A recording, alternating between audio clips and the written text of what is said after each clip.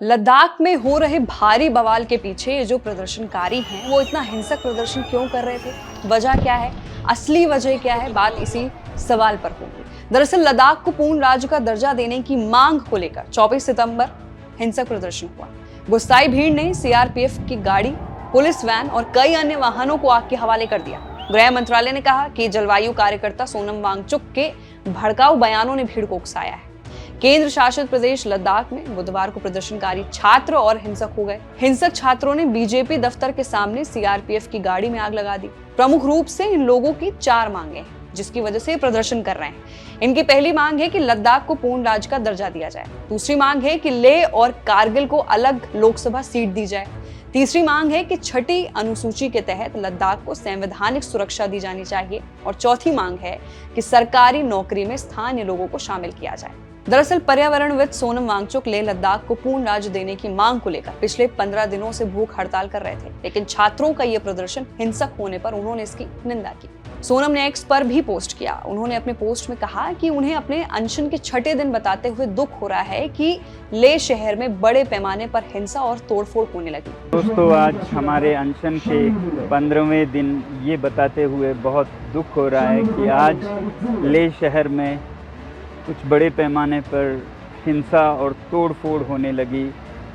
कई कार्यालयों को तोड़ा गया, आग लगा दी गई और गाड़ियों को पुलिस के आग लगा दी गई। इससे पहले मैं आपको ये बताऊं कि कल यहाँ पर जो 35 दिन के अनशन पे बैठे थे उनमें से 2 लोग अस्पताल में उन्हें ले जाना पड़ा बहुत गंभीर स्थिति में। इससे लोगों में बहुत रोष जागा और आज पूरे लेह में बंद की घोषणा की गई और फिर युवा पीढ़ी हजारों की संख्या में बाहर आ गए। वहीं अब सोनम वांगचुक ने इसे बलि का बकरा बनाने की रणनीति भी बताया और साथ ही सोनम वांगचुक ने केंद्र को वार्निंग भी दे दी है, यानी धमकी दे दी। जलवायु कार्यकर्ता सोनम वांगचुक ने कहा कि उनका जेल में रहना सरकार के लिए ज्यादा समस्याएं पैदा कर सकता है। गृह मंत्रालय के बयान पर प्रतिक्रिया देते हुए भी वांगचुक ने कहा कि वो कड़े पब्लिक सेफ्टी एक्ट यानी पीएस के तहत गिरफ्तारी के लिए तैयार है। उन्होंने बताया कि मैं देख रहा हूं कि वो कुछ ऐसा मामला बना रहे हैं ताकि मुझे पब्लिक सेफ्टी एक्ट के तहत गिरफ्तार करके 2 साल के लिए जेल में डाल सके। मैं इसके लिए तैयार हूँ, लेकिन सोनम वांगचुक को आजाद रखने के बजाय जेल में डालने से समस्याएं और बढ़ सकती हैं। ये कहना कि ये हिंसा मेरे या कांग्रेस की ओर से भड़काई गई थी, समस्या के मूल से निपटने के बजाय बलि का बकरा ढूंढने जैसा है और इससे कोई हल नहीं निकलेगा। वहीं वांगचुक ने आगे भी कहा कि वो किसी को बलि का बकरा बनाने के लिए चालाक हो सकते हैं, लेकिन वो बुद्धिमान नहीं है। इस समय हम सभी को चतुराई के बजाय बुद्धिमत्ता की आवश्यकता है, क्योंकि युवा पहले से ही निराश है।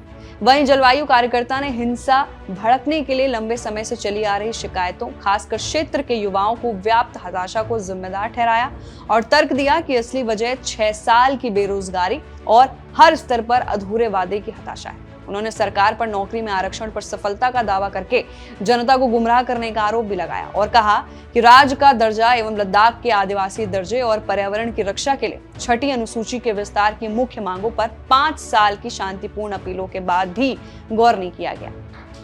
वहीं सोनम ने इसे हिंसक प्रदर्शन को युवाओं की भड़ास बताया। साथ ही उन्होंने युवाओं से अपील की है कि युवा हिंसा के रास्ते पर ना चलें, ये उनकी 5 साल की कोशिशों को नाकाम कर देगा। ये उनका रास्ता नहीं है। उन्होंने शांति के रास्ते पर चलने की अपील की। उन्होंने सरकार से संवेदनशील होने की बात भी कही है।